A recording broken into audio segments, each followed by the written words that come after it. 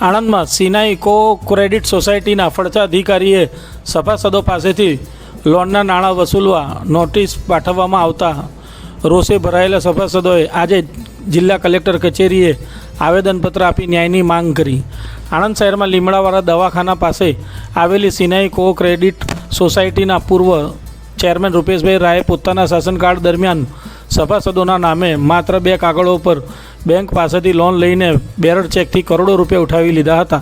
સિનાઈ કો ક્રેડિટ સોસાયટીના સભાસદોએ જણાવ્યું હતું કે ફડચા અધિકારીએ એકાઉન્ટ કે અન્ય કોઈપણ તપાસ કર્યા સિવાય માત્ર લોનના નાણાં વસૂલાત માટે નોટિસ અને હુકમો પાઠવીને જેણે લોન લીધી નથી તેવા સભાસદોએ હેરાન કરવા આવી રહ્યા છે, જેથી સૌ સભાસદોએ આજે જિલ્લા કલેક્ટરને આવેદનપત્ર આપીને યોગ્ય ન્યાય કરીને તપાસ કરવા જણાવ્યું હતું।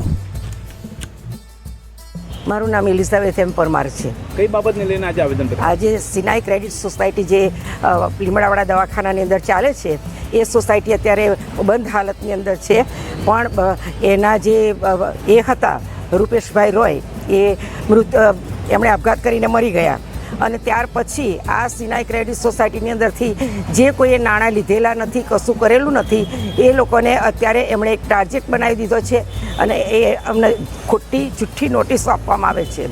એ વહીવટદારના મારફતે અમારા ત્યાં એક વહીવટદાર મૂકેલા છે ફડચા અધિકારી, અને એમના દ્વારા અમને નોટિસો આપવામાં આવી છે કે તમે આટલા નાણાં લીધા છે, આટલા નાણાં જો તમે તાત્કાલિક નહીં ભરો તો તમને શિક્ષા કરવામાં આવશે અને તમારી ઉપર અમે એક્શન લઈશું। એ બાબતની અંદર ઘણા વખતથી ચાલી રહ્યું છે। અમે બધા નિર્દોષ છીએ, અમે કોઈ પણ જાતની લોન લીધેલી નથી અને કોઈ જાતની સહી પણ અમે કરેલી નથી, પણ આજે રૂપેશભાઈ રોય જે અત્યારે પૃથ્વી પર નથી એમણે અમારા નામ જુઠ્ઠી રીતે એ કરી, જુઠ્ઠી સહીઓ કરાવી અને બેરડ ચેક આપી અને આ લોનને ફાળવી દીધી છે બધાના નામે। આવા તો અમે લગભગ 300 થી 400 એ છીએ અને એની અંદર 3-4 કરોડ રૂપિયાની લોન દરેક નામ એના ઉપર બોલાય છે, કુલ લોન એટલી બધી બોલાય છે।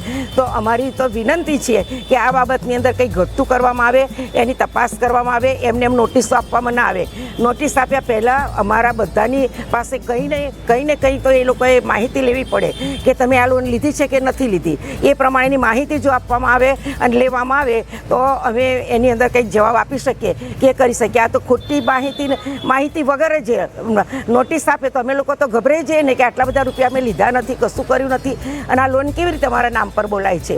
એટલે આવા અમે અને બધા મોટા ભાગના સિનિયર સિટીઝન માણસો કે જેમણે એક પૈસો ભેગો કરી અને કરેલું છે એમના પર આવી લોન મૂકી અને ત્યાર પછી એમણે શું કર્યું છે કે બધાની સહીઓ ખોટી રીતે લીધી છે અને ખોટી સહીઓ કરી અને ત્યાર પછી એમણે એ બધી લોન પોતાના નામે લઈ લીધી અને નામે લઈ અને એ મરી તો ગયા, એમનું કુટુંબ આખું અમેરિકા મોકલી દીધું।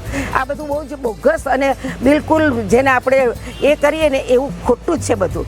એટલા માટે અમે આવેદનપત્ર આપવા માટે આવ્યા છે અને મહેરબાની કરી અને આવેદનપત્ર આપીએ એના બાબતની અંદર જો ઘટતું કરવામાં આવે એ અમારે કલેક્ટર સાહેબને અને બધાને નમ્ર વિનંતી છે।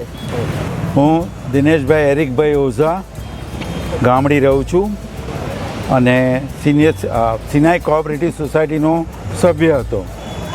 સિનાઈ કોઓપરેટિવના ભૂતપૂર્વ ચેરમેન રૂપેશભાઈએ આપઘાત કરી લીધો અને ત્યાર પછી આ સોસાયટીની અંદર જે કંઈ બાબતમાં નાણાં બાબતમાં જે કંઈ પ્રોબ્લેમ થયા એની અંદર મારે કંઈક કહેવું છે કે અમારા જેવા ઘણા બધા માણસોના નામે લોન લેવામાં આવી, ખોટા ડોક્યુમેન્ટ ઊભા કર્યા, ઘણીવાર બોગસ સહીઓ કરી, ખોટા જામીનગીરી ઊભી કરી અને પછી એમણે આ બધા ડોક્યુમેન્ટ પર પોતાના મળતિયાઓ મારફતે પૈસા લઈ લીધા અને જે પૈસા હવે અત્યારે અમારા નામે બોલે છે અને એ બાબતે પૈસા નહીં ભરાવાથી સરકારશ્રી તરફથી અમને નોટિસ આપવામાં આવી છે જે તદ્દન ગેરકાયદેસર છે।